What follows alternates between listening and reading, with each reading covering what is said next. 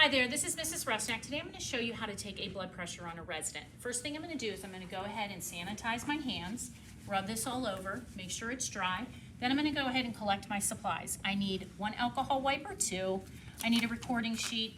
I need a sphygmomanometer or a blood pressure cuff. They come in various sizes, child, regular, and extra large. So you go ahead and you take the appropriate size for your resident.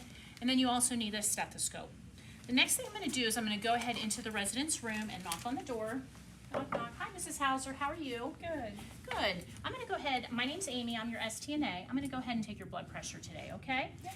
All right. I'm going to make sure that this is Mrs. Hauser. And then the next thing I'm going to do is I'm going to go ahead and pull the privacy curtain. All right.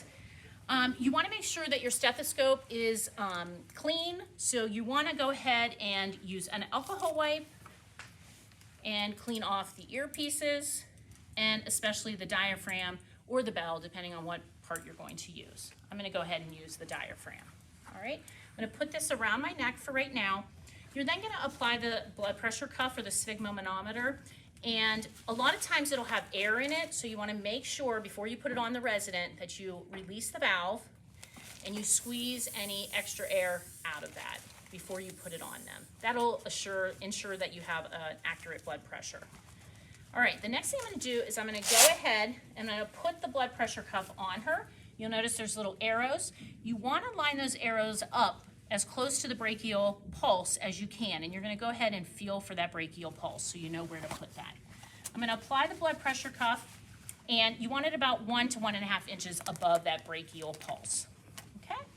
Next thing I'm going to do is I'm going to make sure that my valve is tight, not over tight though, because I want to be able to release that valve with one hand while I'm doing this. I'm going to go ahead and put this on my ears and place my stethoscope on the brachial artery. I'm going to kind of explain what's going to happen before I do it. I'm going to begin to pump up the blood pressure cuff to about 180 to 200 millimeters of mercury, unless the resident can tell me what her blood pressure usually runs. And if she can tell me what it runs, I'm going to go about 30 millimeters of mercury above whatever number she gives me. Do you know what your blood pressure runs? No. You do not. So I'm going to go ahead and pump it up about 180 to 200. I'm going to slowly release that valve, and I'm going to see that the dial starts to climb down. And I'm waiting for that first heartbeat to sound to me. It'll sound kind of like whoosh, whoosh, whoosh. And when I hear that first whoosh of the heartbeat, I'm going to go ahead and, in my mind, remember that number. That is going to be my systolic number, or my top number of my blood pressure. It's going to continue to go down the dial, and it's going to continue to go whoosh, whoosh, whoosh, whoosh, until it stops, and I can't hear that heartbeat anymore. It is at that point that I take that mental note of that measurement, and that will be my bottom number, or my diastolic number. When you're taking their blood pressure, they should be calm, not laughing, not talking, sitting down with their arm lower than their heart. All right, so that's kind of what I'm going to do. Put the stethoscope on my ears. I'm going to go ahead, put this on the brachial pulse, or the artery, and I'm going to go ahead and tighten my valve slightly, and I'm going to pump up to around 180 to 200. And you can get a close-up if you want, Lydia. Sometimes you can see the needle jump, but not always. I'm going to go ahead and release my valve slowly, and you'll see that the hand is going down a little bit at a time. You don't want to do this too fast, and I'm listening for that first heartbeat.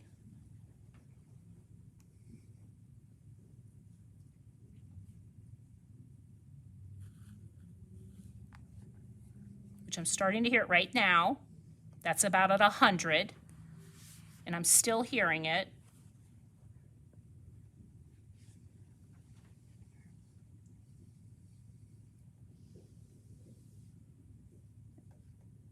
And I don't hear it anymore. So I'm going to go ahead and release it and let all the air out.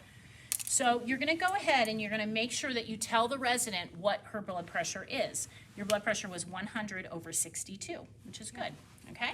I'm going to go ahead and remove this blood pressure cuff from her. And then I'm going to go ahead and clean my stethoscope off, because if I go to another resident and I'm using it, I want it to be clean and free from bacteria.